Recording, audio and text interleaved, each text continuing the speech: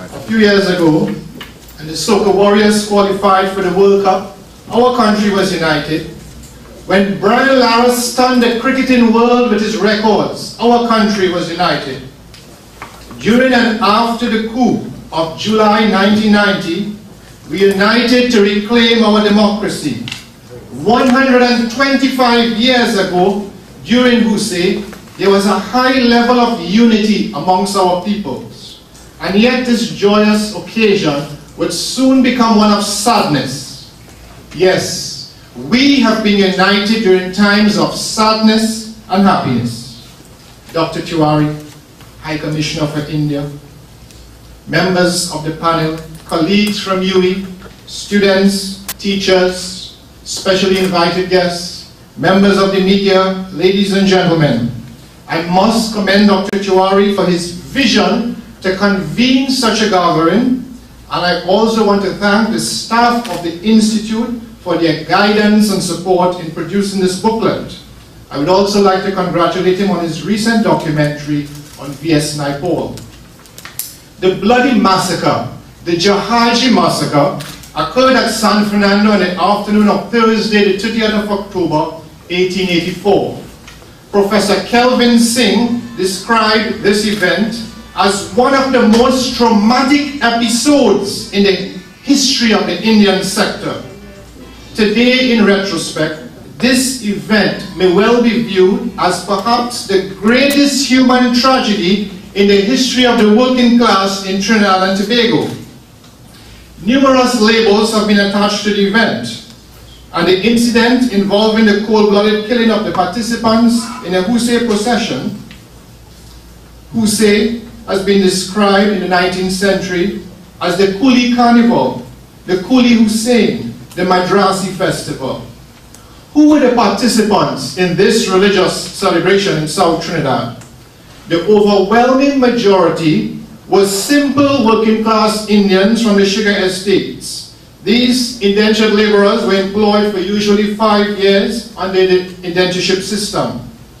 Indians worked on various estates: Jordan Hill, Taruba, Union Hall, Corinth, Philippine, and Palmyra. Hindus constituted the majority of the Jahajis, and according to Professor Singh, I quote, Hindus participated in the construction of the tajas, the processions, the drumming, and the ritual mock battles, end of quote. A few of the Indians in the 1884 procession might have been radicals deported from India by British authorities. This was probably due to their participation in the Indian Mutiny of 1857. Other participants included free Indians who had completed their indentured contracts, Africans, the descendants of ex-slaves who once worked on the sugar estates. On that fateful day of the 30th of October 1884, through the streets of San Fernando, thousands would have witnessed the magnificently dressed pyramids built on a bamboo framework, truncated pyramids covered with colored paper. There were 3 different processions heading for San Fernando, and a heavy police presence at the entrance of 3 routes into San Fernando. Firstly, police were stationed at the Pointe-a-Pied and St. Joseph Road Junction. They were expecting a procession from Couva. Newspaper reports indicate that the celebrants were allowed to throw their tajas into Taruba Bay and Garakara River. The massacres occurred at the Mon Repos and Cipero entrances into San Fernando between 2:30 and 3:30 p.m., which is close to the present site of the police station. Laborers from Pointe-a-Pied, Marabella and Taruba would have to pass through Vistabella and later converge at Mon Repos. At the Mon Repos junction of the Circular and Princestown roads, police was stationed, and despite the efforts by Indian shopkeepers and stipendiary magistrates to stop the marchers, the procession continued. You will see this image on the screen. The British had asked Bodu Singh, an overseer of the Philippine estate, to discourage the Indians from continuing the march. However, Bodu Singh failed. Some of his descendants are still alive in South. After the stipendiary magistrate read the riot act, the police proceeded to fire on the marchers. They used buckshot in their rifles, and this ammunition would disintegrate into smaller pieces after leaving the guns. The second massacre occurred at the entrance of Cipero Street near present-day Cross Crossing, where a contingent of police were deployed. Laborers from Pinal, Debe, and Picton would have converged on this site. After the reading of the riot act, the police were again given instructions to fire at the crowd of participants. After the massacre, Sir Henry Norman was appointed by the British government to investigate the causes of the uprising. It is known as the Norman Commission for many persons. In providing evidence to the Norman Commission, Captain Arthur Baker, Inspector Commandant of the police, indicated that the uprising was a well-planned assault. Baker recounted that he left Port of Spain for San Fernando with 72 armed police and 20 soldiers. 2 warships were stationed in San Fernando and ready to lend assistance to the police. Baker claimed, and I quote, "Persons in the crowd had hacker sticks and were in a very excited state, rushing forward, evidently with the intention of breaking our ranks." End of quote. Some of you all here this morning might be asking, why was there a need to disrupt a Hosay procession? Any form of solidarity amongst the working class at that time created fear among colonial government officials and among estate owners. The elites were accustomed to maintaining power by divide and rule strategies. From the beginning of indentureship in 1845, the managers, overseers, and estate owners of British, French, and Scottish extraction, who were in a minority, always lived in fear of an uprising involving Africans and Indians as a united force. Consequently, both the government and the estate owners had a vested interest in a fragmented and polarized society. Economic gains and political control were the dominant interests, and so cultural, linguistic, and racial divisions separating the Indians and Africans were exploited to ensure continuing control. However, Hosay promoted cultural sharing and interracial solidarity, which always threatened the elite. It is reasonable to ask, why did a relatively peaceful festival pose such a threat? Firstly, this was an occasion for religious and working class unity.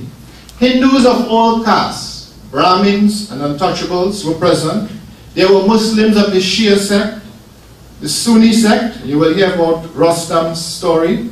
There were Indo-Christians, Presbyterians, Anglicans, Roman Catholics, who were not only onlookers but participants in this procession.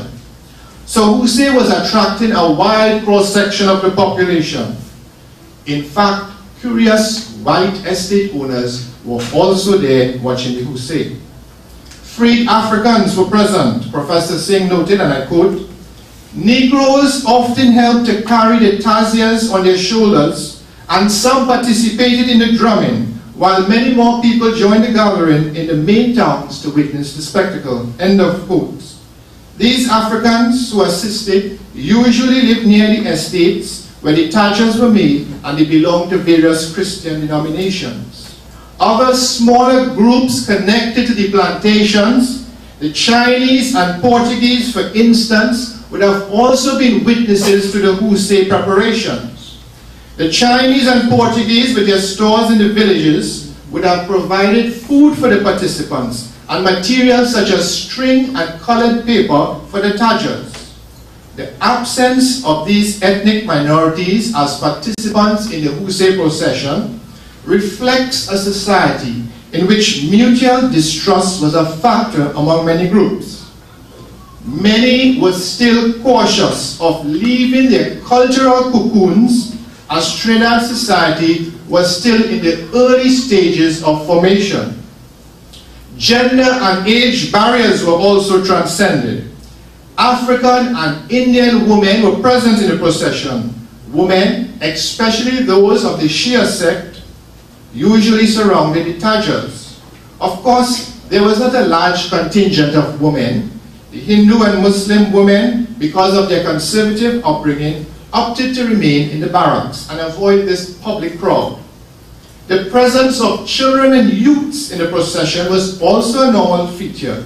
Teenage sons, brothers, and nephews often accompanied the older men.